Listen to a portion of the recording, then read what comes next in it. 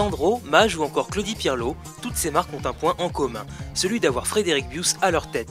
Après des études d'ingénieur, ce passionné de voyage commence sa carrière chez Elf, avant de passer par la grande distribution et enfin la mode. Si l'homme est un gros travailleur, il n'en oublie pas pour autant les loisirs. Amateur de piano et de la cueillette des champignons, il est également passionné d'art, une passion qui l'a conduit à ouvrir sa propre galerie en 2009. Portrait d'un homme qui compte bien monter un petit empire de la mode, chic mais accessible.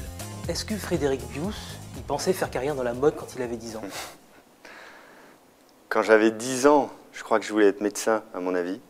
Médecin ou prof, en tout cas certainement pas la mode. Tout petit, j'aimais profondément aller dans les hypermarchés avec ma mère. Et quand j'ai fait mes études et que je suis sorti, j'ai démarré dans la chimie. Et en quelques semaines, j'ai compris que c'était vraiment pas pour moi. Donc du coup, j'ai quitté la chimie et j'ai fait du conseil dans la distribution et la grande conso. Et de la grande conso, vous passez au luxe chez Cartier. Quand on arrive et qu'on travaille dans cette société, on peut être qu'impressionné. Chez Cartier, on apprend ça. On apprend le service, le rêve, l'histoire et l'attention des moindres détails. Alors finalement, quel est l'événement ou la rencontre qui a fait qu'à un moment donné dans votre vie, vous vous êtes dit « Ok, la mode, c'est mon truc ». Le déclic, c'est un coup de fil, mi-2003, quand à l'époque je voulais travailler en Italie. Je rêvais de travailler en Italie, je veux toujours travailler en Italie. Et un chasseur de tête m'a appelé de Milan. C'était une Italienne qui me parle d'une petite société familiale extraordinaire qui cherchait un directeur général. Et je me suis vu à Milan ou à Rome et c'était fantastique. Et au dernier moment, elle me dit, c'est Comptoir des Cotonniers à Toulouse.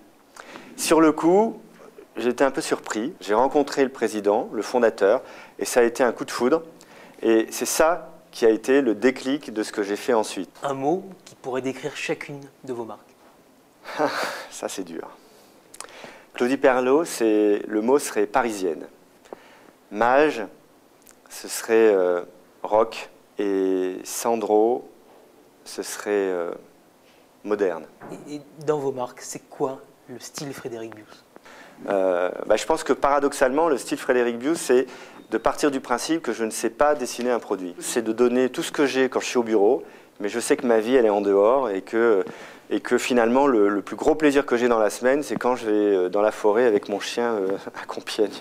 C'est plutôt ça le style Frédéric Bius. Qu'est-ce qui vous surprend le plus dans votre réussite? À chaque moment de ma vie, quand je suis passé d'un boulot à l'autre, j'ai toujours eu l'impression que c'était de l'instinct et que je sautais pour travailler avec quelqu'un. J'ai toujours fait un choix parce que la personne en face qui me proposait le boulot me plaisait. Et a posteriori, quand je regarde le cheminement, finalement, je trouve qu'il y a une assez grande cohérence. L'art dans tout ça? L'art, ça apporte une fenêtre dans un monde extrêmement court-termiste, comme la mode. Et si vous étiez directeur général dans un autre domaine que la mode, ça serait quoi?